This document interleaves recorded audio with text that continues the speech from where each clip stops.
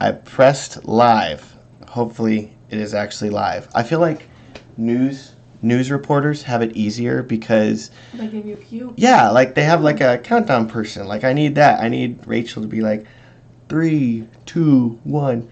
You're live. See, that's what I really need. That would be ideal, I think, but I don't have that. But anyways, hey, it is saying that I'm live here. So, hey guys, my name is Matt Johnson. I'm a filmmaker. This is my wife Rachel. She's really cool too. And today we're having a Q&A. Yeah, basically talking about whatever whatever. Say hello. Oh, good. Hello everybody. Hello. Yeah, today's a Q&A. Whatever you guys want to talk about, we can talk about. I am attempting in the year 2018 to post more often to YouTube and to communicate more often.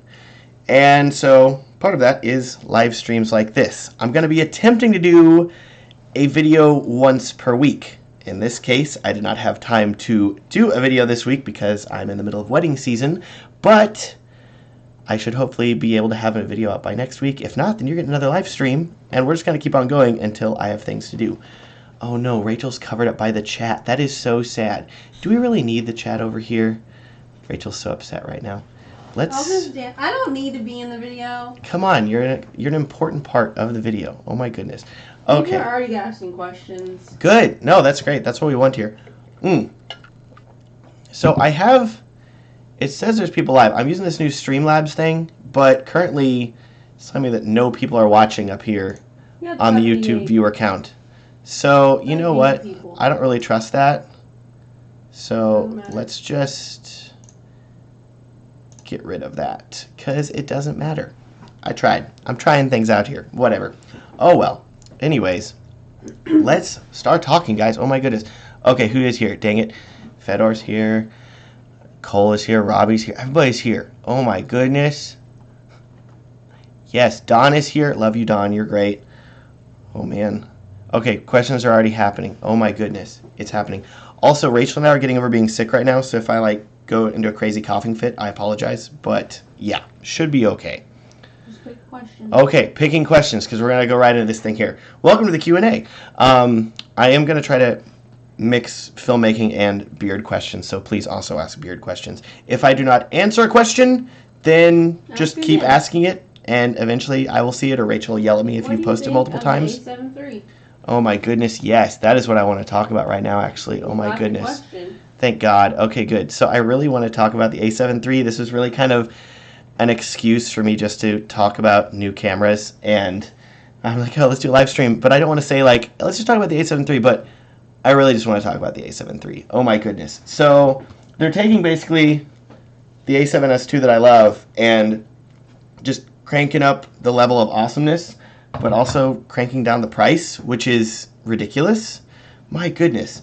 So specs-wise here, you're looking at a lot of the same features and the build quality and the battery from the Sony A9 and the autofocus capabilities of the Sony A9, which is a ridiculous camera.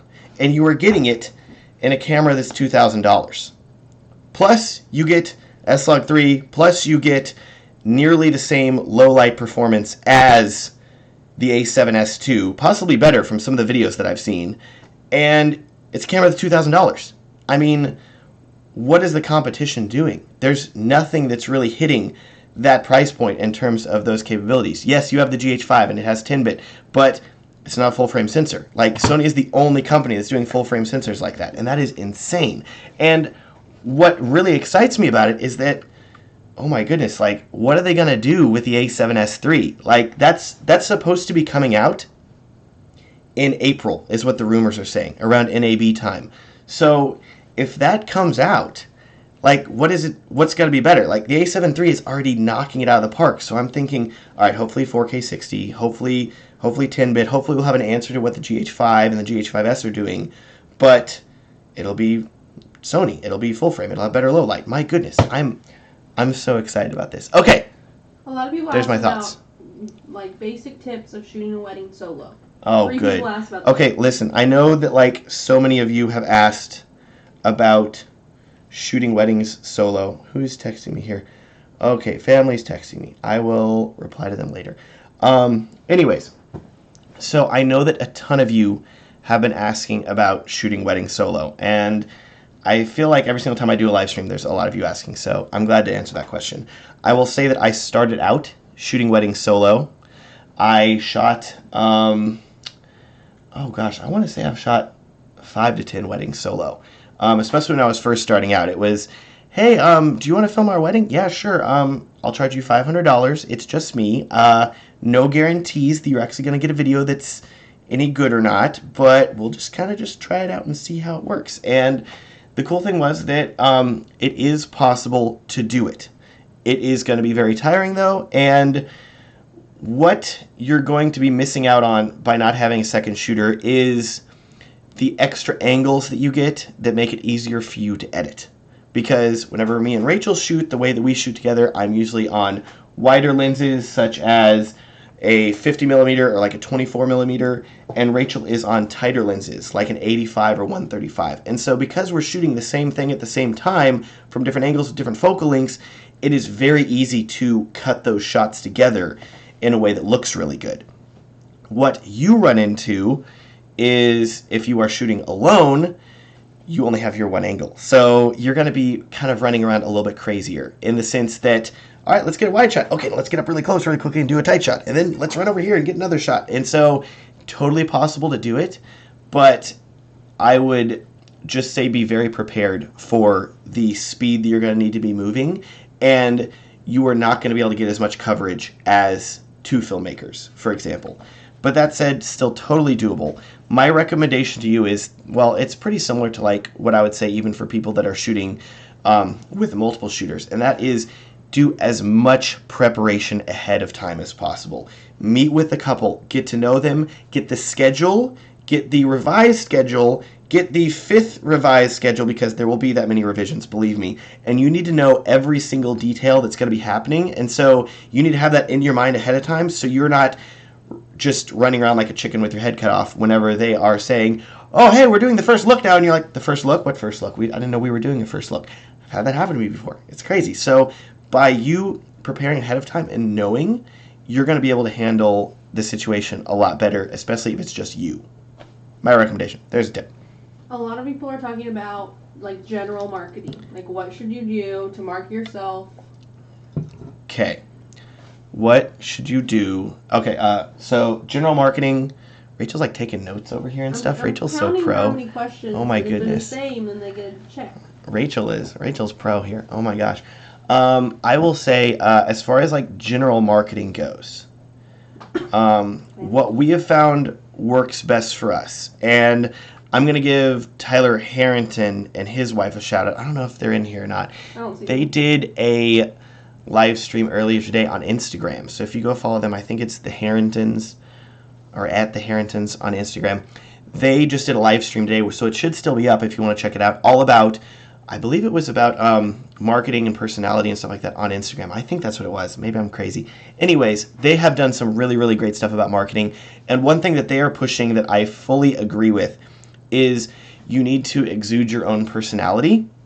And so if you read our website for wedding films, filmstrong.com, or if you look at any of the material that we're putting out for our wedding brand, it is all very clearly us. So a lot of our personality, we're talking about beards, we're talking about bacon, we're talking about all meat diets, for me at least. And then for Rachel, we're talking about like Star Wars and Lord of the Rings and all this other sort of stuff. But like, so much of it for us is like getting our personality out to the couple and communicating that to them, because in this day and age, everybody has a camera. Everybody, like, there's so many people that you can get to film your wedding. It is ridiculous how many options that you have. And so what it really comes down to is it's not so much about getting, like just booking clients because you can have a drone or something like that. Like everybody's got a drone now. Like the separation isn't so much the technology as it once was. Like before it was like, oh my gosh, this guy has a slider. Nobody else has a slider. Everybody has a slider now. I'm sorry, nobody's even using sliders anymore. So much of it now more is about you and your personality. And you'll find that this is true of like, I'm totally stealing like everything that Ashley Harrington said right now and all, but I read her email today and it was so good. But she was talking about how like millennials especially want to know who they're buying from. And completely agree with that. Like, so if you can exude your personality and put that through in your marketing and not just have, we film weddings, this price, hire us, but hey, I'm a cool and funky person. I mean, because I'm sure that you all are. And if you can exude that and show that to your clients, I think that you're going to be able to end up getting a lot of bookings that the clients are going to fall in love with you, and then they're going to have to book you because nobody else has your personality. And that's really cool. And reach out to planners. And photographers. Also practical things. Get to know planners, get to know photographers, meet up with them, talk to them, have them refer you.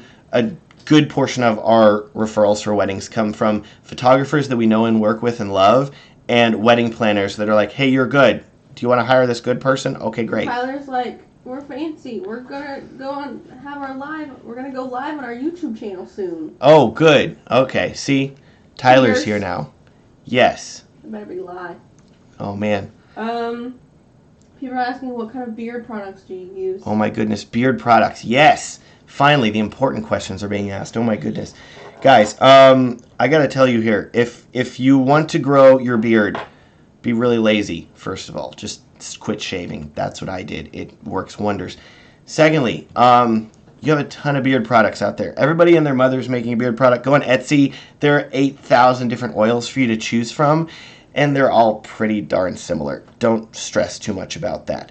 What I will recommend is daily conditioning. If you can do some daily conditioning, you're pretty set. Every morning I take a shower. If you take showers at night too, that's cool. No big deal. I'm being so long-winded right now. I'm sorry. Put conditioner in your beard whenever you're showering. You're set. Have you ever considered an Ursa or a Red camera? Have I ever considered an Ursa or a Red camera? Who asked that? I want to know who's asking these things here. A long time ago. You can't. I'm sorry. Okay, we're going to try to answer questions quicker here. My apologies. Well, I have shot a wedding with a red dragon before. One of my friends brought it and we shot it with it. Kind of ridiculous. Great. Beautiful image quality as long as you have enough light. But I find that for weddings especially, if you need enough light, an Ursa or a red are not going to really be able to cut it because usually weddings are a lot darker. So if you got studio lighting, you can bring it and like light it properly, or if you're shooting all outdoors, you're set. But as soon as you go indoors, unless you got like a red weapon or something like that. People ask me about prices. Yeah. Like, do you tell people your prices like right away? Like, okay. What are we specifically charging right now? And if we advertise that, which we do. So you yeah. Can okay. As far as pricing goes, then whenever people are asking about pricing. How do we charge? What do we charge? Stuff like that. What should you charge? We currently have on our website not the full prices listed, but we are putting prices start at X amount. I do not know what it is exactly. It's $5,000 local, and then $6,500 in the continental United States. $5,000 for local and $6,500 in the continental U.S.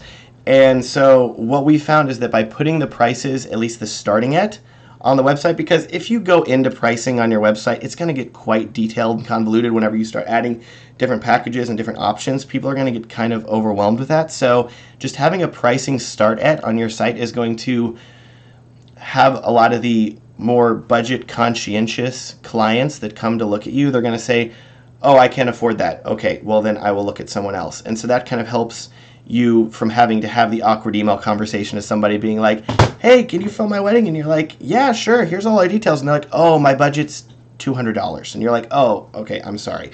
Well, then I can refer you to somebody else, but I'm not going to be able to do that. So by having a starting at, that helps out a ton for us, I would say. And how did we come up? This goes along with it. So how did we come up with the packages? Like, you can talk a little bit about, I don't know, price comparison and how did we come up with our packages and pricing? A lot of that came from whenever I was initially starting. When I started shooting weddings in 2010, I was charging $500, and then the next wedding I think was $600. And then I felt like a real baller about a year later because I charged $1,500, and I was like, oh my gosh, people are willing to pay this. This is insane. And then at about that point, it was mid-2011, I saw this company, 31 Films, out of Houston. Awesome guys. and I saw that they were starting at $4,000 just for a highlight, or maybe $4,500, and I was like, what? That's possible? You can do that? Like, and actually people will pay it? What am I doing? Oh my goodness. So that kind of got me thinking about what I wanted to offer couples, like what I really wanted to create for myself. And what I find is that whenever I am making wedding videos, I started off doing documentary style. It would be, here's 20 minutes leading up to the ceremony, then here's the entire ceremony, then here's 20 minutes from the reception. So I was delivering these hour and a half long wedding films, and it was just killing me creatively, killing me from a time standpoint. I was not enjoying the process of doing that. And so I said, what can I do to make this enjoyable for me? What can I do to make this creative? And so what was really cool is that I ended up, whenever I saw 31 Films and they're like doing $4,500 for a highlight, I was like, wait a second. You mean that I could just do that and not actually create documentaries if I didn't want to? What? So that kind of opened the door for me to realize that honestly, packages are kind of whatever you want them to be, like whatever you enjoy doing. And so I know people that still offer documentary, and they love that. And I say that is great. If you want to offer that and do that, by all means do it. But don't feel like that you are shackled to doing something because everybody else does it that way. I know that there are people out there that charge tons of money, and they only deliver like a 3-minute film, and that's it. And they're like, yeah, this is what you get, sorry. I know that there's photographers out there that don't guarantee the amount of photos you're going to get at a wedding. And they're like, I may only take one photo. I may take 2,000. Who knows? And people still hire them because they love their art and they love their creativity in that. And so don't feel like you're limited because of, because of what other people are doing. This person says, do you edit everything or do you outsource? Who's asking this stuff? You got to tell me names. I want to call people out. I don't know. Oh my goodness. Domenico. Oh my goodness. Domenico, do you edit everything or do you outsource your editing for wedding films? I currently edit everything with Rachel's help. So Rachel helps me with like pre-edits. She helps me find music. She helps me so much music. She helps me organize my footage. I recommend everybody get a Rachel if you can. Your own Rachel, not mine is busy right now, I'm sorry. But we have talked about her like outsourcing just her music searching skills because she's that good and she has listened to pretty much everything on all the music licensing sites. So we've discussed actually like having her just outsource that as a talent, and I feel like people would do that. If I had time. If she would do it, yeah. So no, I do not outsource. But that said, I do not think there's anything wrong with outsourcing, especially if you are getting behind, you need to keep up with things. And whenever I say outsourcing, I don't mean send it off to some company and have them make the full wedding film, because whatever that company makes is not going to be your creative vision. My recommendation for you instead is to find a company kind of like that does kind of the things that Rachel does. So that goes through the footage, that organizes the footage, that can get you to a point where your editing is just a simple dropping in B-roll and we're done kind of thing. So that way you can still handle editing the overall story and still dictating that. But in terms of you doing all the mindless things like culling footage, picking out selects, doing music selection, that will help with that. You do love editing. I do love editing. Like, if you miss editing. My ideal life would just be editing like 12 hours a day and then eating some food. But that's kind of what I do. That's why I love being self-employed. So it's great. But in terms of recommendations here, there's this company, Archaeus Creative. I will post this Rachel will post this in the chat. Rachel, she's on it. Archaeus Creative. They are super great, and they do some really, really awesome wedding films. I know that they've worked with multiple friends of mine and have made really, yes, that's them, and they've made really, really great work. And so if you are struggling and you have a crazy backlog, totally reach out to them and be like, hey, help me. And they are super cool. I think they're based in California. They're really great. Yeah, why are you not at WPPI? I know. Dang it. I wish I was at WPPI. Hold on, I have to cough here. I'm going to mute myself and duck out of Super chat. Oh, there we go. Yeah, that's right. If you want your questions answered more quickly and directly, do a super chat. I need some Taco money. Oh well. Anyways, what was that? What was the question? Why are you not at WPPI? Why am I not at WPPI? Because this is the middle of wedding season for me. I had a wedding on Saturday that we went to. We have another wedding this Saturday. So going to Vegas in the middle of two weddings, kind of ridiculous. Decided to not do that. Just figured. Let's see. Working. What? You broke something? I don't know. Hayden Goldsworthy, if Rachel wasn't interested in video work before you met, how did you convince her? Ooh, Rachel kind of got convinced on her own a little bit because Rachel was a teacher and she had about 150 ninth grade biology students that she was teaching. What do you mean is the link not working? Anyways, Rachel had 150 biology students, and I was getting pretty busy with weddings and was starting to do YouTube things. And basically, I was like, Rachel, would you like to trade 150 children that you're teaching for just one big man baby that you can take care of?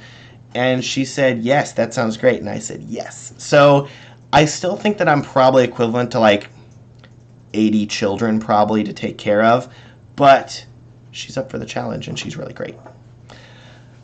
Let's see here. Is the link not working? Okay. I tried it twice. Whatever. You tried it twice? Okay. That might be YouTube that's blocking stuff. I don't know. Blocking it. Okay, this is a good question. Odd Mary IC, how did you get your first wedding without nothing to show? No wedding videos yet, so how did you get a first client? I have a ton of people asking that question because they say, hey, I want to get into weddings, but I don't know what I'm doing. The good news for you is that there is a massive low-budget wedding market out there. There are people that are desperate to have their wedding filmed, and the good news is that the majority of people, I think, in the country are getting married. So at some point, they're probably going to get married, and that means that there's a chance for you to film their wedding. So my recommendation to you is what I tell a lot of people. I would recommend reaching out to friends, family, distant relatives, distant friends, like anybody that you know. Like if your like friend's cousin is getting married, be like, does she have somebody filming it? I'll do it for free. And a lot of filming weddings is getting your foot in the door, so that way you can have a wedding film that you've made to show to a future client saying, hey, I made this. I could make this for you. Please hire me. And so my recommendation to you is to reach out to any close friends or family. If you need to post on Craigslist, post on Craigslist and offer to do it for very cheap. I shot my first wedding for $500. Like, start off very low, very cheap, just to get your foot in the door, but only shoot 1 or 2 weddings at that price, just to build your portfolio, get your wedding film edited, and then build a website and put your video on it and start advertising it so that more people want to book you.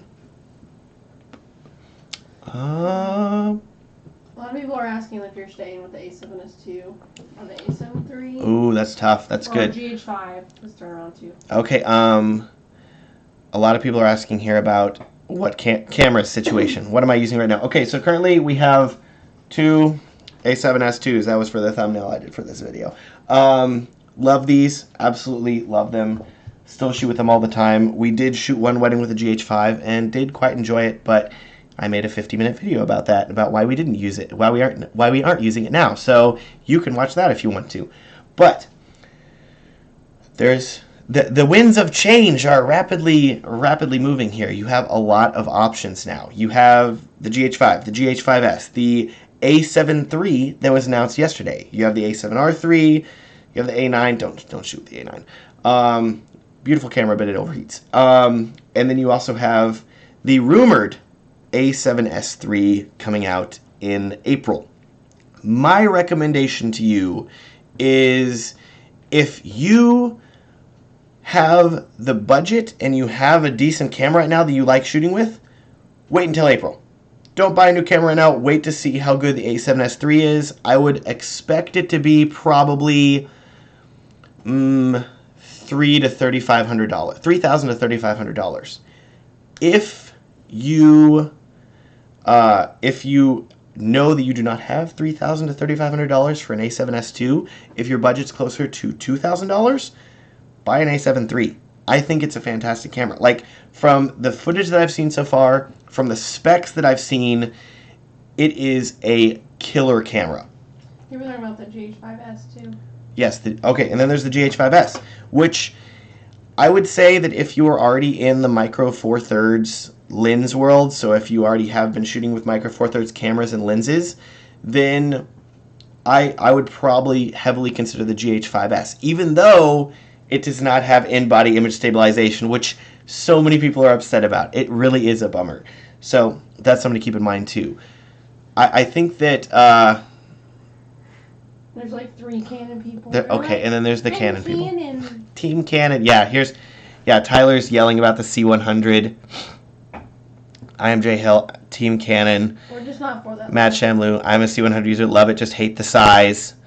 Yeah, I mean, it's a camera. No, I think that the C100 is still a very solid camera if you want to still be shooting in 1080p, but I think that in terms of where the rest of the market is heading and the gauntlet that Sony and Panasonic have been throwing down, whenever you see the quality that you're getting for $2,000, both in the A7 III and the GH5 from Sony and Panasonic, and then you see Canon's latest camera announcement, the M500 that they just came out with, and they're like, it does 4K at 24 frames per second. 25 if you're in PAL, but that's it. It's like, okay, well, does it at least have like Canon's autofocus? Not in 4K, sorry, it only has contrast-based autofocus. It's like, Canon, like, the Panasonic and Sony are giving us like these riches, just crazy amounts of camera quality we could have only dreamt of a few years ago. And Canon's over here saying, well, if you buy a T2i, it basically has the same 1080p video quality as any of our current Canon cameras. That's getting mad. People were talking about white balance on the run. I can ramble. I can rant about cameras. Rachel has to reel me in a little bit. I go on rants sometimes. What are they asking about? They're asking about... what was it? Elephant's belly. Elephant's belly? What? Where is this at? It's the yellow symbol. What are you people doing here? See it? Oh, man. Oh, elephant's belly. Yes, it is an elephant. Yes. How do you do white balance when on the run? Okay, so whenever we're shooting wedding films and any video, we always manually white balance. And I don't mean like we hold up like a white card in front of our camera or something like that and take a picture. No, or a gray card. No, we dial everything in by Kelvin white balance. So that means that we go into the cameras here and they have a Kelvin menu setting where it shows you the Kelvin values, and it's anywhere from, usually for this sort of lighting here, this is 3200 Kelvin coming in here on the sides, so that'll be, we'll set the cameras 3200. If it's fluorescent, about 3800, 4000. If it's outdoors, sunny, about 5200 Kelvin. And we're always communicating back and forth. I'm yelling numbers at Rachel across the room, like 4500, and she'll be like, okay, and she'll dial it into her camera, and then we start shooting. So by keeping up with your white balance and setting it manually, that is so much better than shooting with it set to auto, because then every single time that you start and stop a clip, the camera will read the current white balance and it'll adjust it. And that can be a huge pain whenever you are shooting and trying to match up 2 separate cameras. Because camera A over here may be like, oh man, I'm pointing toward a window, it's 5200 Kelvin. Meanwhile, camera B is pointing toward tungsten, and so it says 3200. And then you're trying to cut these 2 together, and it's such a drastic white balance difference. It can be a major pain to color grade properly. So that's why I always recommend doing manual. Manual. Good question, Paul. We're talking about Kelvin of 74. What is that? What? A couple of people asked about like what lenses we shoot with on a wedding day usually. Oh yeah, that's good. Okay, best lenses. What lenses are we using? Dude, we have such a mishmash of lenses right now. It's ridiculous. That said, if you want good lenses that are cheap, couple options for you guys. First of all, literally today, Sigma announced that they are bringing their entire line of art lenses. Well, nearly all of them. Some of the zooms aren't there yet. People are upset about that. But all of the prime lenses, 9 lenses, are coming to Sony E-mount. with native autofocus in video, with electronic aperture control, everything, and they're going to be the same price as their other Sigma Art lenses. So these lenses range from about, I want to say like $800 to $1,000, $1,400 about, but the image quality that you're getting and the build is fantastic. I've been shooting with the 24 and the 50 for years now and absolutely love them. So if you have the budget, about $800 or so, like for the 24 millimeter and the 50 millimeter, those are super great. If you do not have the budget and you're like, Matt, help me, I'm poor. It's okay. That's literally me. Then I would recommend I don't know if you can see this here. This is actually a Contax. Let me take off all the doohickeys that are on this thing here. This is a Contax Zeiss 50 millimeter lens. This lens was built in like 1975 for the Contax Yashica mount. So if I take it off here, this is actually behind the silver is a Contax lens mount. I want to say this lens costs $300. Fully manual aperture, fully manual focus, smooth as butter. You're getting Zeiss optics. You're getting Zeiss optical quality. It is gorgeous. It has a bit of character, so it's going to flare nicely. It doesn't have quite all the coatings that you're going to get from more modern lenses.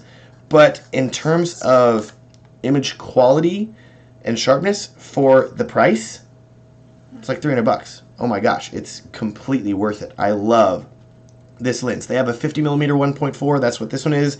They have an 85 millimeter 1.4 and a 35 millimeter 1.4.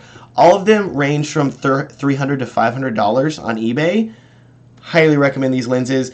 This is a, okay, you're going to laugh at me here, but this is the level that I'm at right now in terms of adapters for my Sony stuff here. This is embarrassing.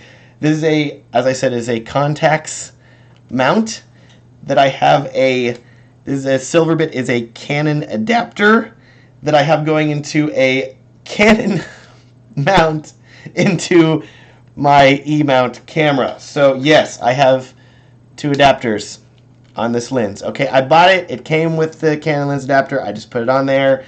I could purchase a direct to Sony adapter, but I was like, why would I spend the money on that if I don't need to? So you can have adapter inception. It's ridiculous. Otherwise, we shoot with I'll usually be on a 24 or 50 millimeter. Rachel will be on a 135 millimeter or 85 millimeter, and that's pretty much it. For ceremonies, we're on 70 to 200 millimeters, and yeah. You said zooms for the ceremony. Yeah, 70 to 200 millimeter zooms for the ceremony. 50 for me in the ceremony sometimes. That's honestly about it. Yeah. Yeah. That's our lives. Otherwise here. More questions here. Do you promise drones only in good weather? Yes. Oh, that's good.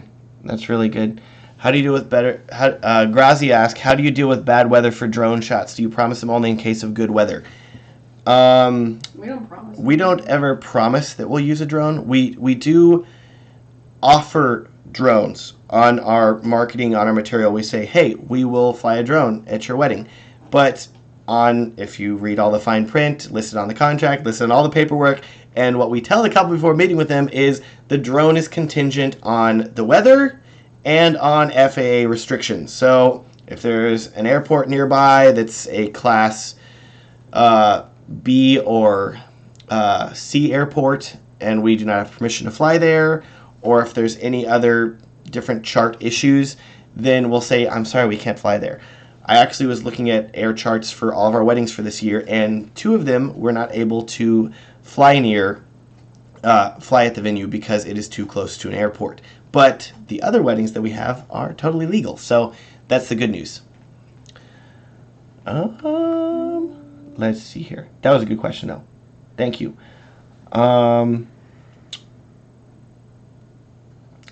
Dominique Geisler, that's a good question here. Hi guys, I'm the owner of an A7R for my stills and an A7S for my wedding videos.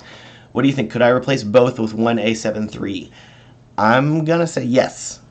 I think that in terms of previous cameras, whenever you had the A7R II and the A7S II, there was a big difference between the two of them in terms of video quality versus image quality, and the A7R II was kind of holding on to all the autofocus capabilities.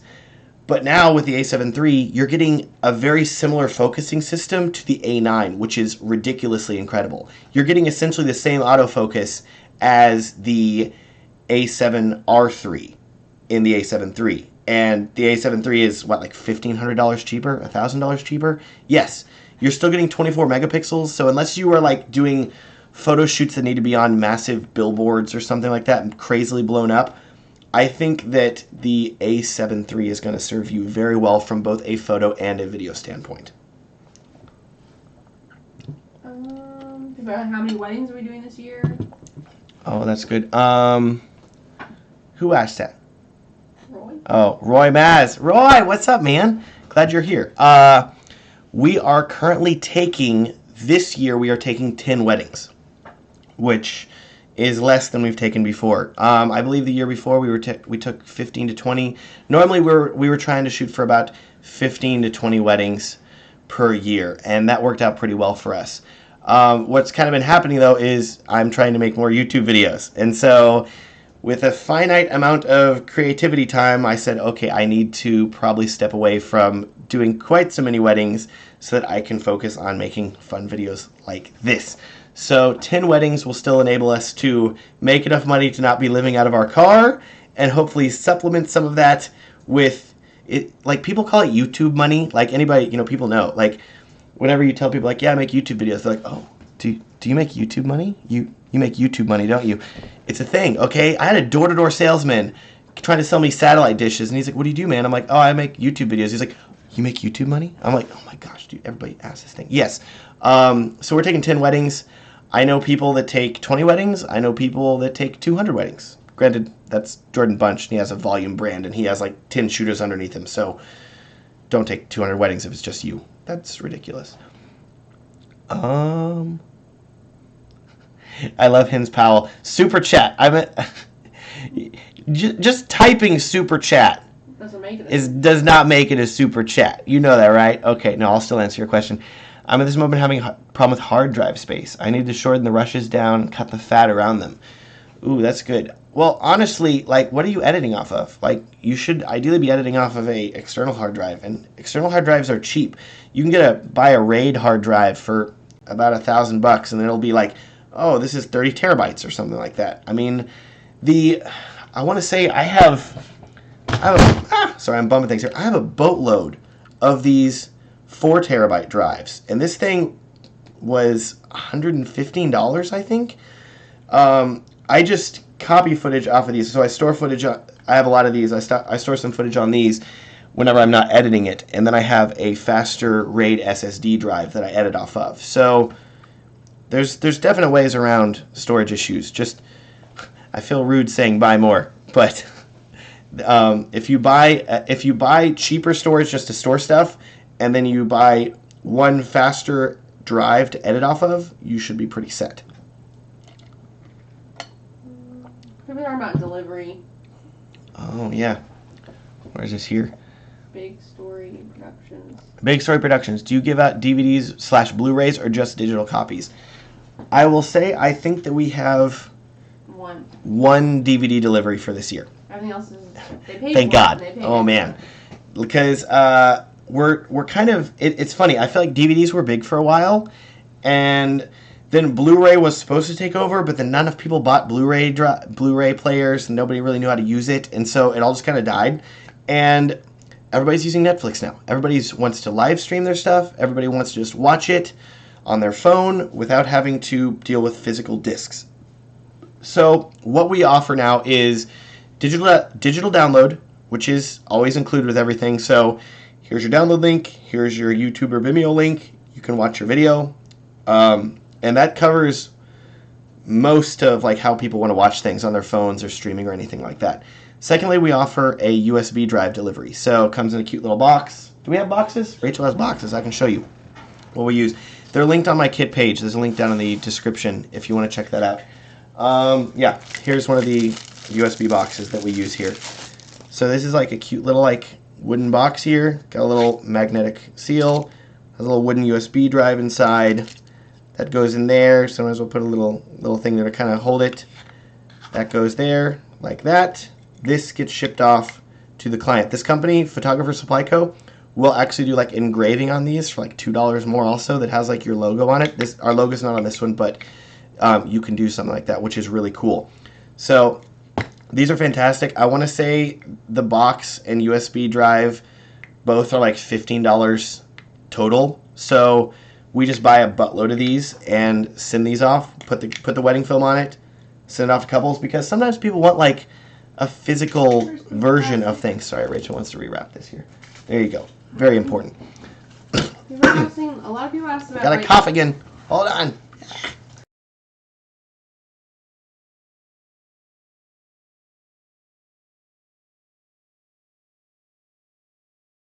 I swear I'm healthier, guys. Oh my gosh. Okay, people are asking if we give raw footage. No. I think multiple people ask that. I'm going to say that normally we do not offer raw footage. And we haven't sold raw footage in quite a while. Main reason being that whenever you sell raw footage, you are... I'll say there's pros and cons. Pros, it's easy money. You can charge good, make a couple extra $100 off of it, and there's your raw footage. What you run into, especially with the way that we shoot, is we shoot in a flat like log profile, and so the files are usually 4K, and they are really ugly because we haven't colored anything yet. So that's kind of a pain to send to clients, I think, because whenever you send it off to a couple, they're going to be like, why is it so gray? And you're like, because it's raw. So that's a little tough. The other reason that we are careful with whenever we're delivering raw footage to couples is because whenever you are giving them the raw footage, you're also giving them all of the raw audio of the wedding. And so, not saying that we are like running around like cursing and like trash talking everybody or something like that, but there can be moments on the wedding day where like one of the groomsmen is making an inappropriate joke and you're like, oh, I would never put that in the wedding film. But if you give them the raw footage, then they now have that. And that could be a problem. Or, heaven forbid, one of you is having a stressful moment because the photographer got into your shot, or you missed something, and so you're like, filming it under your breath. You're like, I hate this wedding. Oh no. Like, suddenly that is now on the raw footage. And so if you do not remember that moment and you deliver this raw footage and they're watching through it, there's a chance that the couple could hear that and then you could get in trouble. So we're always trying to be very careful whenever we offer raw footage. We're not selling it really. Like, unless a couple like begs us, and at which point then we would probably charge them a good amount of money for it, because raw footage is kind of a liability.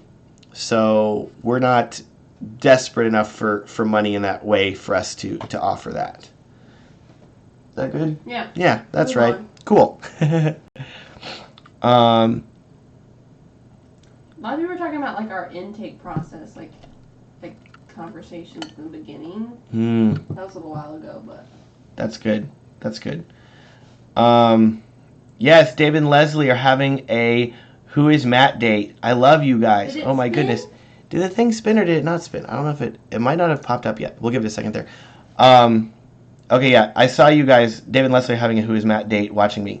They said that they were going to on... Oh, yes! There it goes!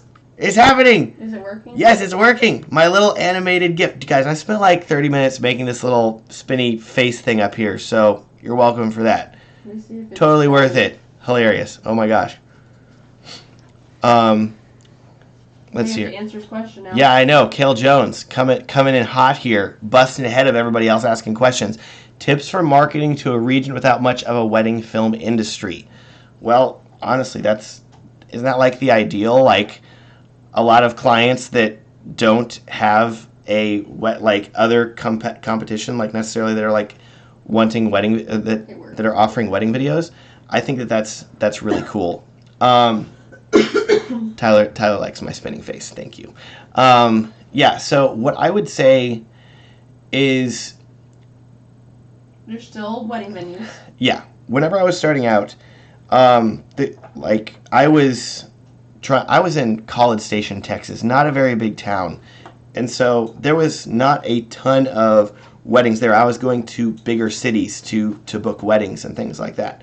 But what I found is that if you are willing to drive or something like that, and generally if there's a larger city near you, then you can definitely do some advertising in the bigger city. So for me, I was based in College Station.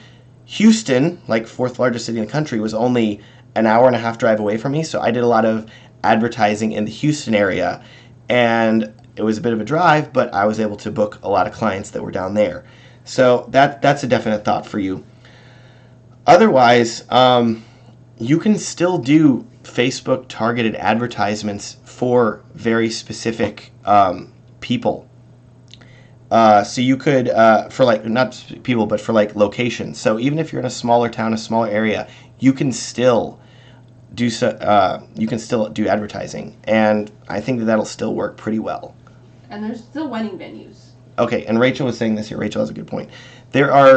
Everybody and their mom is opening up wedding venues now. Like, I feel like everybody, like, if you have a, like, property, especially here in Texas, you have property and there's, like, a barn on the property, you just convert it into a wedding venue. We've seen that happen so much. But they're pretty wedding venues, and they're out in the country, and they look really good. And so my recommendation to you is a lot of these venues, like, reach out to venues around you, and oftentimes they'll have open houses. And I would reach out to planners. I would reach out to venues. And I would say, hey, I'm a wedding filmmaker. Here's my work. Here's what I do. Could I get on your vendor list? And we've been referred we've had a decent amount of referrals from wedding venues and from planners. And so reaching out to photographers, reaching out to planners, reaching out to wedding venues around you, even if there's not much wedding films, I guarantee you there still are wedding photographers around you, unless you're living on like a deserted island somewhere, which, hey, that could be cool. I'm not upset with that. Somebody else gave money, but there's no message, and I don't know who it was. It was Dave and Leslie. It popped up for a second. Yeah, and then it went away. Thanks for the $5, guys, but now it says message retracted. So will it still pop up? I don't know. Maybe. A lot of people are asking her, like, how you color. Like, how you use to color. That's good. Okay. Where it went, but. Let's see here. Where was it at? I don't know. I'll find it and I'll tell you. Okay. That's fine. Oh, Paulo asked, super chat from Brazil. Matt, what software you use for grading? Sorry for asking twice. No, Paulo, you're good. So as far as color grading goes, I have some tutorial videos on my channel that cover how to do it with Adobe Premiere. So just the built-in Lumetri color tools, which are quite powerful in Premiere, if you want to do color grading using that. I currently use Magic Bullet Looks, which is there's a company, Red Giant, and it's a program made by them. I'm a big fan of it because I know the tools well. I've been using them for like 8 years now, since 2010, and so I have a pretty decent grasp of how that works and how well the program handles color and how I can tweak it and work within those ways. So yeah, if you want something that's slightly more... Oh, yes! David Leslie popped up. Thanks, guys. Yeah, they... Sorry, I was going to finish up this here. Red Giant is really great. Magic Bullet Looks is really great. It's definitely going to be... I don't think it's quite... In terms of, like, editing speed, once you're, like, rendering out the clips, I don't think it's going to be quite as quick as you using the built-in native Lumetri tools, because outside program, going to be a little bit slower. But in terms of the look that I'm able to get from that program, I still am a big fan of using it, and it works well with my workflow. Okay, what David Leslie, yes. We shot a wedding in S-Log for the first time, and we can't seem to fix the color.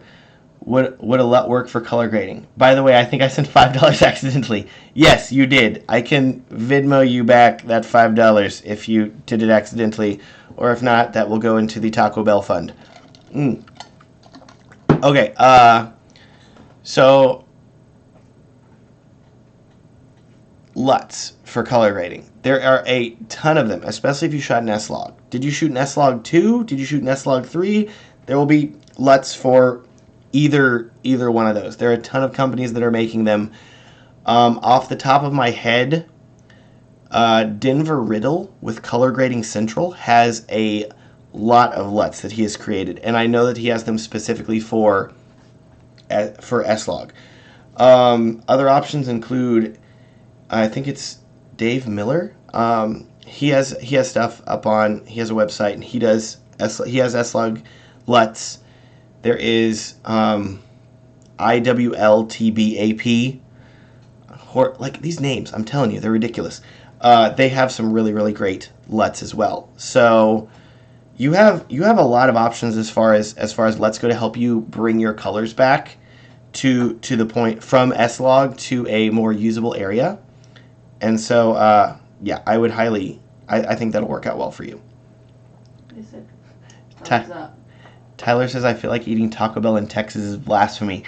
You know, okay, I gotta say here. Tacos too. Like, we get a lot of good tacos, okay? But there's sometimes, like, you only got a few dollars. It's the middle of the night. And it's like, 1 a.m. And you're like, you know what sounds good right now? Chalupa. That sounds really good. Chalupa from Taco Bell. Like, it has its own flavor. It's not really Mexican food. It's not Mexican food. But Taco Bell is its own category. It's not even anything like Mexican food. We don't eat it often, but when we do, Taco Bell. It's a winner. Oh, man. Okay.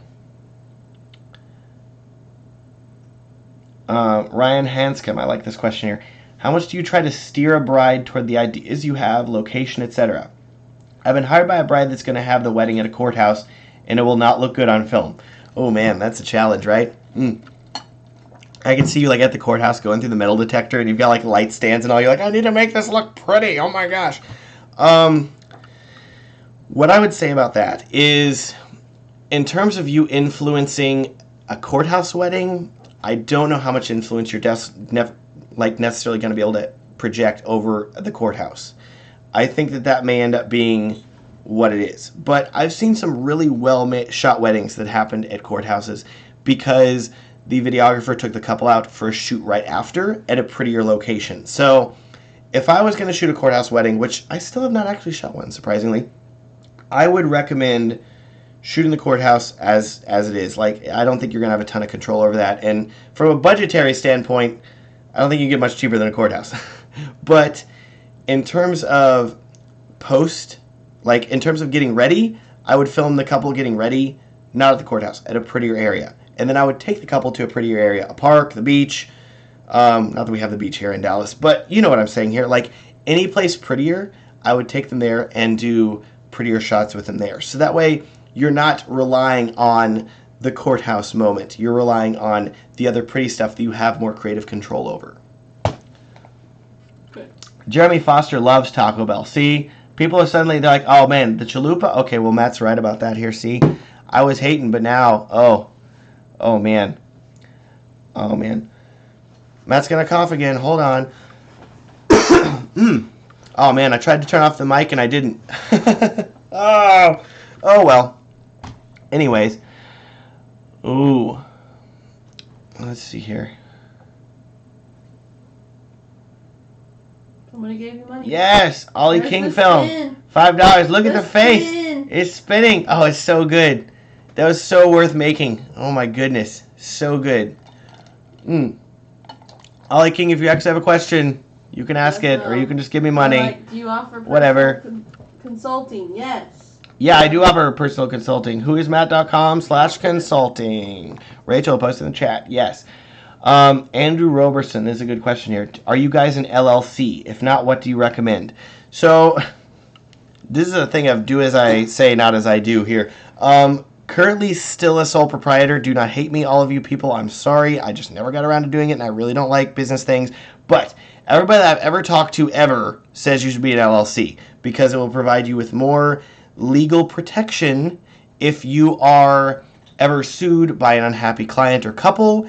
They're going to come after you, and paperwork right now. If you get sued and you're a sole proprietor, they can say we are going to take all of your business things and everything from you as well, which sucks because then you're totally poor.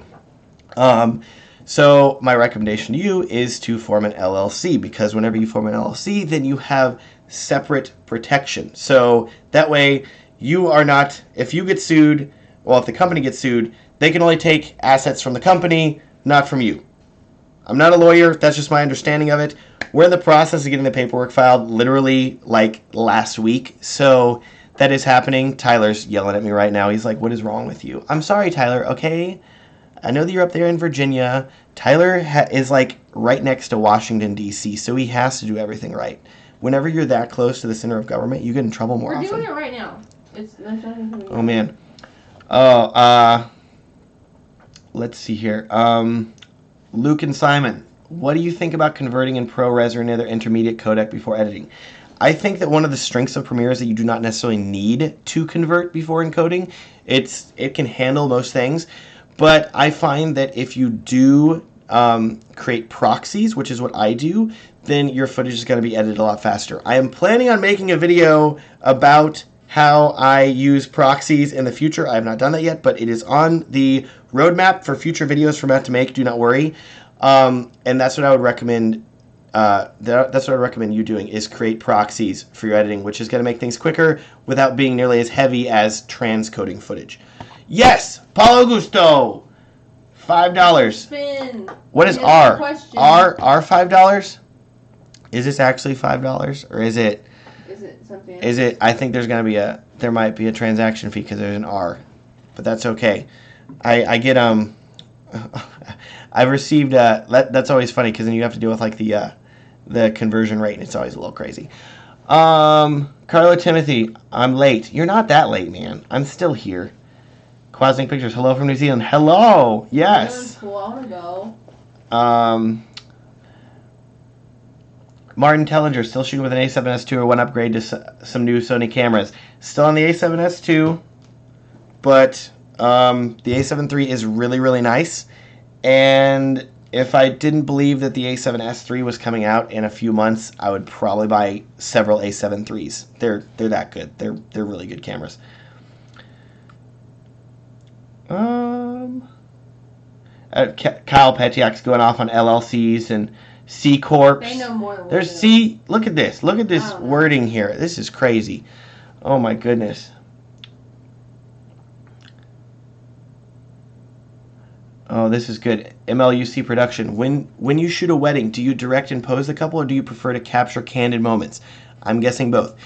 Dude, I have a video that I made, oh gosh, like 2 years ago now, but it's how I posed the couple on the wedding day. So we try to be not super posy with couples. We try to more give them direction so that way they will move in a way that's natural and that feels good to them, but we're still getting pretty shots. So I'll have Rachel link to that. Oh, yeah. Good luck, Rachel. Oh, well. Gotta stay hydrated. Hydration's important. Okay. Jelly Maniago, save this video, Matt. I am planning on leaving this video live. This is Matt's video for the week here that he's putting out. So this video will stay up. Don't worry about it here.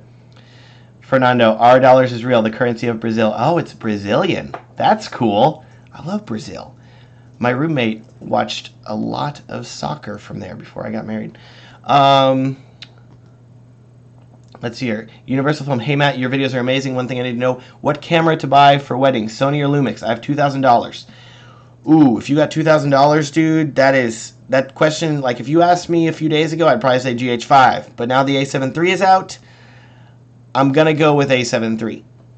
Don't hate me, Panasonic users. Just the A7 III is a really, really solid camera. From a, in terms of strengths of the in terms of strengths of the GH5, you are getting better autofocus and you are getting better low light. Strength of GH5, you're getting 10-bit color, 4K 60. So up to you to decide there. For me, with weddings and the lighting of it, if you've watched my GH5 review, I'm probably going to go more toward better low light. Ooh, let's see here. We got 10 more minutes. Ollie Kingfield, my question won't post. I'm sorry. Just post a question. Ollie, I'll read it. Listen, just post a question and we'll read it. Listen, if Ollie King's like, I'm giving you money here. I'm giving you $7. Ollie, if your question doesn't post, just shoot me an email through my website and I will answer your question because you've donated so much money so far. Ooh, that's good. Hayden Goldsworthy, what's your bucket list for wedding films? I was talking to Rachel about this. I'm like, I want to shoot a cool wedding. Like, in Antarctica or something. Like, how cool would that be, right? Like, penguins roaming around in their little penguin tuxedos, and, like, that'd just be cool. Like, Antarctica is definitely on the bucket list, for sure. Weird stuff. Weird stuff. Weird weddings. Yeah, weird. Ooh, let's see here. GM Cube, how long is too long before you hand a couple their wedding video? Ooh, that's intense. Oh, man. Okay, so I want to say that my longest delivery time ever was about 9 months for me to deliver a wedding film. So even then, it wasn't that bad. And the reason that it wasn't that bad is, and this is my recommendation to you if you are getting behind in your wedding delivery, is always communicate with your clients. So if you feel like you're getting a little behind and it's been a few months, shoot them an email and tell them, hey, I haven't forgotten about you. Like, clients will let you go for 8 months. I know people that are like a year out on their delivery of wedding films, and the clients are still okay with it. I don't recommend it. Deliver as fast as you can. Outsource some of your editing or parts of your editing if you need to get things down. But as long as you communicate with your clients, I've had friends of mine that say, oh man, like this couple's really mad at me because I haven't delivered their wedding film. They've been emailing me. I just haven't been replying. I'm like, dude, if you reply to the email and you just tell them, hey, I still exist, I didn't steal your money, they will be very forgiving and give you a lot of time to finish their wedding film. So communicate with your clients. You'll be okay.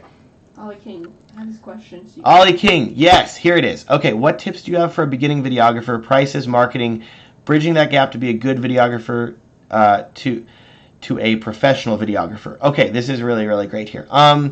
So if you are starting out, so much I feel like of starting out is you're chasing gear. You're like, oh man, I got to buy the next camera. I got to buy the next.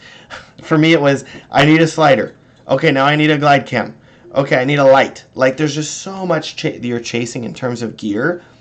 But far, far more important than gear is your relationship with the couple. And that's something that you can work on regardless of whether you have gear. Like, you could show up to a wedding and just shoot, like, handheld with this camera and shoot a better wedding film than you could if you had all of the gear in the world if you know the couple better. Because if you get to know the couple, they're going to be more relaxed on camera. They're going to be more forthcoming with their story, with the things that they want to share with you, and with the things that they'll let you film. And so we've been able to, because we get to know our couples well, we've been invited into like more intimate family relationship moments that we would not have been invited into otherwise. So like a close family party and they're like, oh, well, we'll have you come too. Okay. Like, and we're like, oh, thank you so much. You know, because we got to know the couple well, we're allowed to do things like that. And so we're able to film better moments because of that. And the couple will read letters that we're able to record that are better. And so my recommendation to you is get to know your couples well, get to know their stories well, and then start asking them things like, would you be okay with me recording this? Like, so if they have a cool story and they're telling it to you, you're like, can I record you telling this story? Or can you write it down and then I can record it? Having anything like that where you're getting to know the couple better, that is going to massively improve your stuff. If none of that works, just buy a drone, because drones are really what makes videos cool these days, right? No, drones are, it's like, no. Drones are really cool, okay, I love drones, but no, don't, like, it's not all about the gear. That'd be like, most important thing that I've learned, though, is getting to know couples. That's been biggest for me. David and Leslie want to cash in their second because they paid twice. Okay, yeah, that's fine. What's the best way to get bookings? That's the question. Best way to get bookings. Oh man. So I've said this already, but yeah, I've said this a bit already here and all. Ideally, getting in with photographers and coordinators and venues and planners and venues is going to be really, really big for you.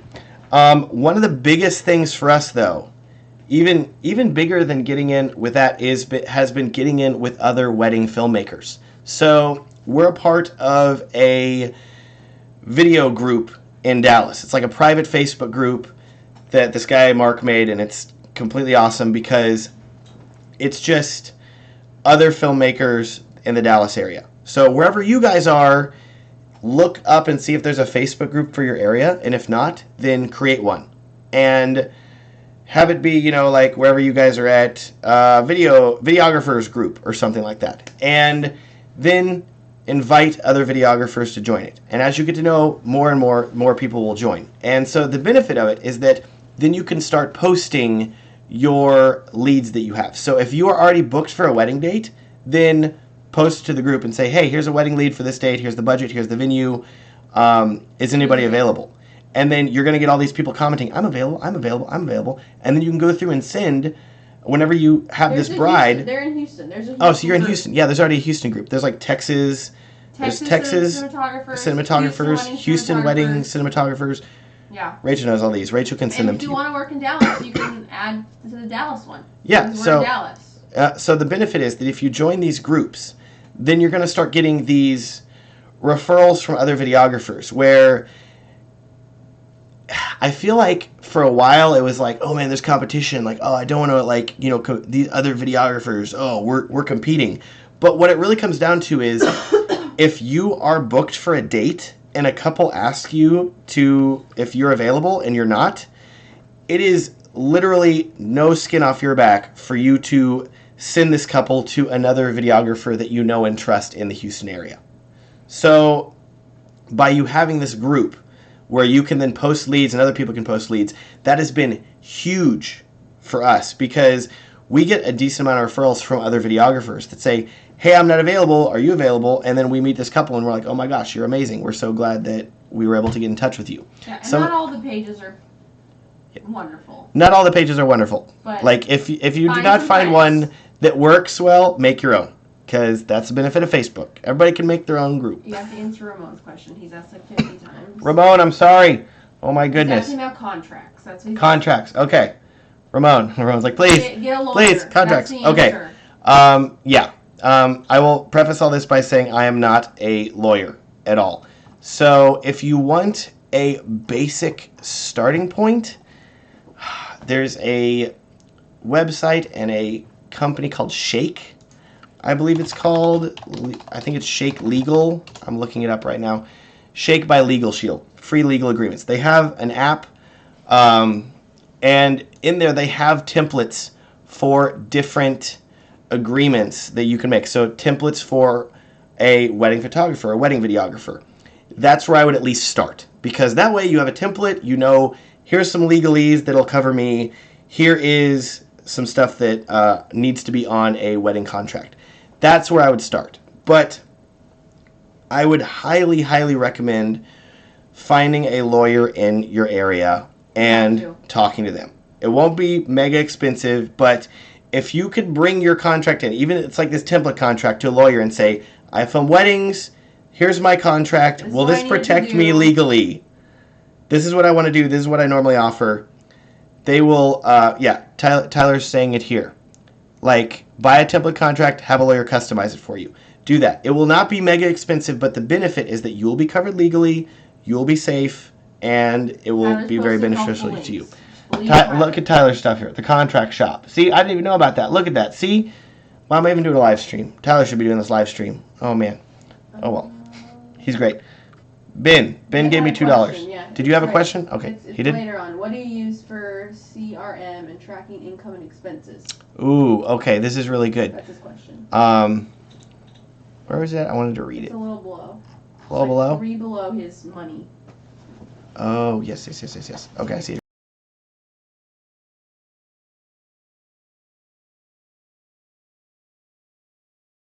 Okay, sorry. What do you use for CRM and tracking income/expenses? Okay, we are not that high tech of people. Currently, Rachel and I use Excel. We have like Google Sheets, and we just have like a spreadsheet. And it has like, here is our debits on one sheet, here is our credits on another sheet, and here's everything broken out by like, this is stuff that's supplies for our business. This is stuff that was commissions and fees. This was insurance, things like that. All that is broken down. And the benefit of doing it that way is, first of all, it's free because Google's free and it's incredible. So that's really great. You're not spending like money on necessarily on a software. as long as you keep up with it, whenever you're making purchases and whenever you're making money, as long as you can keep up with the money that's coming in for your business and the money that's going out for your business, and you can bring that to a tax professional come tax time, you should be pretty set as far as taxes go. If you want more control over like the clients and like how you're interacting and being able to keep track of everything, I've heard good things about HoneyBook. I've heard good things about ShootQ. You have Tave. Kyle's like, QuickBooks or FreshBooks like $10 a month. I know, but I got my system and I haven't felt like learning that yet. Okay, like literally, like my entire life has been based. Says it was fine. Yeah, we showed you a tax guy and it was good, but like literally, like my entire life has been like geared toward I've not doing finances HoneyBook if I and can. Stuff. I just can't do it. Rachel doesn't like HoneyBook. I have my own system and it messes with my system. I just don't like it. Rachel does a lot of our math and stuff like that. I'm not that person. I'll tell you this here. Whenever I was in college, I took a finance class that I had to take to graduate. I took the first test, and I made an 18 out of 100. Yes. I went in and talked to the professor, and I was like, hey, so I made an 18, and she's like, did you have the wrong test form? And I was like, nope, just didn't know. And so I ended up having to drop that class, paid a lot of money to a tutor who was able to like one-on-one like go over things with me. And then I took the class again and ended with like a high B. So that was good. But my goodness, I'm fully on the creative side. Like I'm full like right brain creativity. Woo! I'm not mathematic at all. Tyler's sending invites. Oh yeah, Tyler's got that affiliate link here. He's going in. Is this actually going to work here too? Yeah, by all means, guys. So go to Tyler's link here if you want to sign up for HoneyBook, and you'll get a crazy good discount. Because I don't use it. Yeah, you should. I definitely recommend that. That's great. Also, okay, we got to wrap it up. Like 3 more questions because we're already at like an hour and 10. Also, if you guys could hit the like button, that'd be really good. Because I am going to leave this live stream up. So the like button is very beneficial for like people finding this video if they want to see it and stuff like that. That'd be really cool. Thumbs up. Thank you. Filmmaker, come on, you'll soon have 100,000 subs. I know, isn't that crazy? I'm like, what? This is so crazy. Oh man, so good. Grazia, do you remember what made you decide to work as a videographer? Yeah, I didn't want to get a real job. No, honestly, I discovered that I liked filmmaking whenever I was in college. This was about 2007, I want to say. And I shot my first wedding in 2010. And I realized, hey, this is a good way to make money. It is a way to still be creative and have a lot of creative control. And I can actually like not have to get some cubicle job somewhere. I can film weddings full time. And so that's what I did. And it's been really, really good.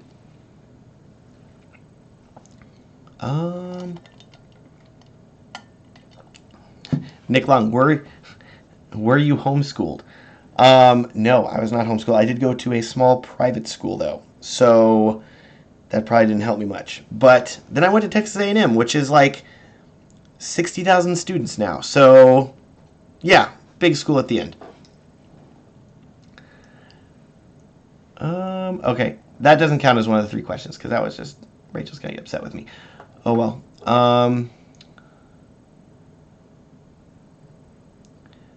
Let's see here.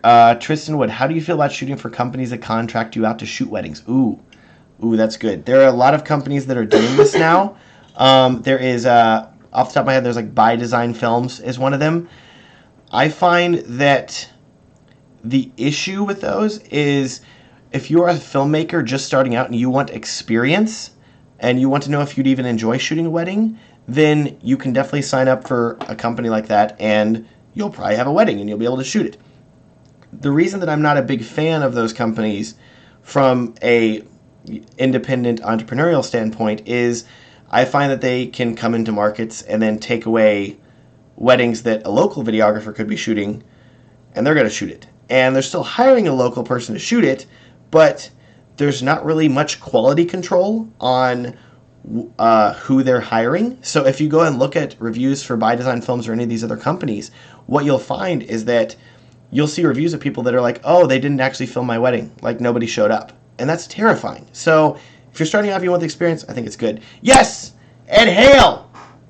Coming in hot with the $20. My goodness. He's like, I want to get in on this before he leaves. Okay, okay, this is a very specific computer building question. Can you put 32 gigs of RAM in a motherboard that only has 2 slots? Is there somewhere I can contact you to get a more detailed answer? Yeah, shoot me an email through my website, whoismatt.com/contact. I will reply to you. Yes, it depends on, that completely depends on the motherboard and the amount of RAM supported. But 16, like, they make 16 gig sticks of RAM, so I don't see any reason that you probably couldn't get like 2 16 gig sticks and put those in and have 32 gigs of RAM. Probably. But email you. Yeah. But shoot me an email and I could, like, with the actual motherboard you're using and stuff like that, and I can get back to you. Let's see here. One more. There we go. I think that's about here. Whoever's next. Whoever's next. This is it. You're the best thing. I'm watching. That doesn't count. Doesn't count. Doesn't count. Here we go. Seriously, nobody's chatted yet. There's a stream lag here. Hold on. Nobody wants to be last. There's 139 people still here. One of them will be last. That's a nice beard, bro. Thank you, Vilchinsky Victor. Thank you. Dime till death. 16 gig sticks are very expensive and quite rare. Yes, true. There we go. Daniel coming in. Oh, see. Oh, now here comes all the questions. Oh, man, see the delay. Oh, man. Okay, Daniel was first. Sorry, he wins. Daniel Peacock, any tips for getting over creative block when starting at wedding edit? Like, after you've combed through everything and have your selects? Totally. Like, this is something that I struggle with for sure, is like, how do you make a wedding film that is unique and creative and something that you feel creatively satisfied creating? And so one thing that Rachel and I focus on that really helps us is we go back through and watch all of the audio content throughout the day. So letters if the couple wrote them, the ceremony audio, the toast audio, any other audio moments that we have throughout the day, we go through and we watch all of that and we listen to it. And what you're going to find is that whenever you watch that and whenever you think back through the wedding day, you're going to find that there's probably at least one moment of a wedding day that sticks out to you, something that is in your head and you're like, oh, that was a big moment, or that was just a cool moment. And so we'll generally try to start with building our wedding film around that moment. And so if it's like the kiss during the ceremony, for example, which is a little more generic, but if it's like that moment, then, which, hey, that moment's in every single wedding film, so that's a good place to start at if you're not sure. Big kiss. Okay, so then how can we build the wedding film around this moment? Let's see what we can build up to. So we have like some prep, and then it's like this big moment of the kiss. Okay, so we have that working for us. Or we had weddings. I did a video about this. I don't remember what I titled it, but in the video I covered how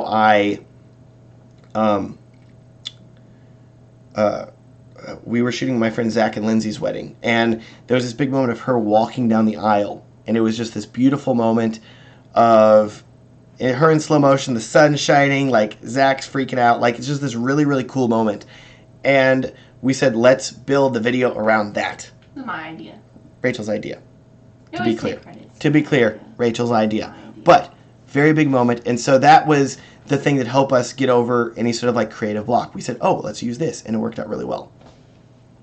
Okay. Somebody else paid. Somebody else paid, so I have to answer. Dang it! Yeah, you guys keep paying. I'll stay here for as long as I need to, even though we have dinner cooking. That's gonna overcook if we're not careful. Jeffrey Smee asks, I'm slowly moving from weddings to more commercial narrative work. Do you make films other than weddings? Where can we see them? Tips for that move. Okay, really quickly here. We haven't shot a ton of commercial stuff lately. I shot a lot of it in the years prior, but lately we've been focusing a lot more on weddings. But if you go back on my YouTube channel, there is a Texas A&M nursing video that we made, and that's one of the more recent things we made. It was still, I think, in 2016. But we made like 5 videos for them up throughout 2017 too. And that was a good example of corporate work. If you want more tips for stuff like that, what I would first recommend is that if you are moving from weddings to corporate, build 2 different websites. So have your wedding website and have your corporate website, because corporate clients don't want to see weddings. Wedding brides and grooms do not want to necessarily see corporate work. So having those 2 companies separate will keep the clients happy on both sides. If you want more creative ideas for that, I would check out Story and Heart's Filmmaking Academy, the Academy of Storytellers. If you just Google Story and Heart Academy of Storytellers, Rachel can post it in the chat. It's not linking. Is it not linking to things? Okay. YouTube. That's so weird. Okay, so the chat doesn't even let me link, which is a bummer. But yeah, just Google Story and Heart Academy of Storytellers, and they have some. I want to say it's $15 a month or $25 per month, but they have tons and tons of resources for filmmakers, and a lot of them are like educational videos about things like moving from weddings to corporate and from corporate to weddings and how to do those sort of things and how to be a solo shooter for corporate work. They have some fantastic videos that I highly recommend to most people that are starting out. Highly recommend that. Cool. All right. I think we're done. Wrapped it up here. Peace and love to you guys from Omaha, Nebraska. That's what Joel says, not me, because I'm in Texas, so I didn't say that. Let's see here. People like you and your beard deserve cookies, good pizzas, and good sleep. Thank you. Ben, what are you doing throwing money at me here? Oh, my goodness. I didn't even have a question. Try to leave. Do you have a question? Okay, yeah, here we go. What kind of insurance? There we go. Okay, I'll answer this question here. I need a cough. Hold on. Okay, Ben, what kind of insurance do you have for your business, and where did you go? So this is something I had to deal with last year, actually, because I was using I had gear insurance that was a rider on my parents' the spinny head. Yay! He's so cool. Look at him. He's going. I had insurance through my parents' home insurance, actually. I had a rider on there for equipment insurance. But eventually I was trying to insure too much equipment, and it was too expensive, and the insurance company like, no, you can't do that anymore. So I actually reached out to a lot of companies, and what I found is that if you have a drone, a lot of insurance companies will not cover you because they see that you have a drone and they say, oh man, he could crash into something, and they don't want to take the liability for that. So what I ended up doing is I was referred to this company, Harpano Insurance, HAR. I'm not going to write the URL, so it should work. Some of the URLs are working. I don't know what's up with it. Harpano Insurance is really great. Google them. They have an insurance guy named Evan Garman, and he is incredible. So they're a small company in Indiana, but they interface with a lot of bigger companies, and one of their main strengths is they know how to get you fully insured even if you have a drone. So I currently have drone insurance and business insurance and equipment insurance. So I have all of the insurance here, and it ain't cheap, but I'm covered if my drone crashes into somebody and I get sued. I'm covered if my drone crashes and it breaks and I need to get a new one. I'm covered if any of my equipment gets stolen whenever I'm at a wedding or at home. I'm covered if I get sued. I have lots of insurance, and it's really, really good. So I would highly recommend reaching out to those guys. Tyler just get it done just to keep it going. Evan Garvin. Dang it, Tyler. What are you doing? He doesn't get a question. You don't get a question, Tyler. We will get Tyler on the live stream here at some point because he's a funny dude, and you should all talk to him. Follow his YouTube channel, everyone. That's good. You should do your sign up. Okay. All right. We got to go eat. Cool. Thank you so much for watching. Yes, Rachel. There are links down in the description of the video to my Instagram, to my Facebook. You can check that out if you want to. Please thumbs up this video. One more request for that. Oh my goodness. Not nearly as many beard questions as I was hoping for in this chat, but that's okay. Thank you so much for watching. I will plan on having either another live stream. Tyler asked why is there a poop emoji on the board. Do you know why? Oh man, Tyler's question didn't show up here. Okay. Tyler's asking here, so we will allow this to happen here. Okay. So this is like our board of random. I don't think you can actually read it. This is our board of remember to do. Like, to do things like wedding edits and, like, other projects that we're working on. And you'll see here, there's this little poop emoji here. So, about, was it Christmas time? Yeah, around Christmas time, 2 months ago, Kaylin and Christine Rome from White and Reverie came to our house randomly. They text us and they're like, hey, we're in Dallas. What are y'all doing? And we're like, do you want to come over and eat tamales? And so I made them homemade. Rachel made homemade tamales. And homemade tortillas. They came over. I gave them a room tour, and I believe that Christine drew that little guy. That's Christine's. And so, just a little Easter egg for everybody. And also, we're just too lazy to erase it, so it's still there. But there you go. Thank Kaylin and Christine from White and Reverie. They're incredible. You guys should all follow them too here on YouTube and on Instagram because their work is ridiculous. Cool. Okay. So great talking to you guys. Sorry, Sayan is coming in like, did I miss you guys talking about the 873? Yes, but this video will stay up, so you can come back and watch it in the future if you want to. You can enjoy all of this stuff. Cool. I'm planning on doing something else next Tuesday. Maybe not at the same time. We'll see. But it'll either be a video or it'll be a live stream or something like that. Thank you so much for tuning in, guys. It was great talking to you. And we'll see y'all next week sometime, if not sooner. If you want to keep up with me otherwise, Instagram.com/WhoisMatt is where I post more consistently than to here, especially with stories and things like that. And yeah, Tyler says you should share the $1 with Kaylin and Christine. Yeah, I could do that, actually. I gave her a lot of candy. I won't actually tell them why. I'll just send them $1 and just like, or 50 cents. And they'll be like, why are you sending this via Venmo? I don't know, just whatever. Cool. All right. See you guys later. Bye. Have a great day. Bye. And now I need to wait for a second here because sometimes if you hit in stream too soon, it just cuts off. So hopefully it won't do that.